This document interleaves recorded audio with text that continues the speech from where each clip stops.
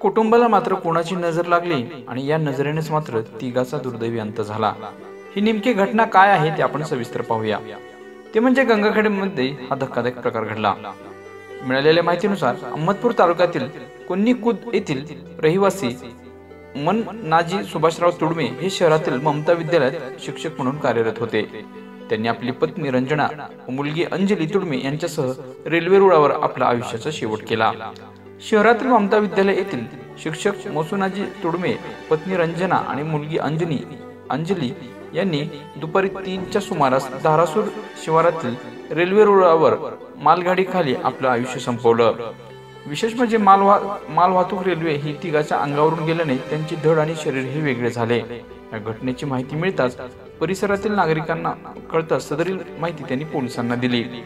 Police उपअधीक्षक doctor Dilip तटरसे आणि आदी जण मात्र त्या ठिकाणी उपस्थित झाले।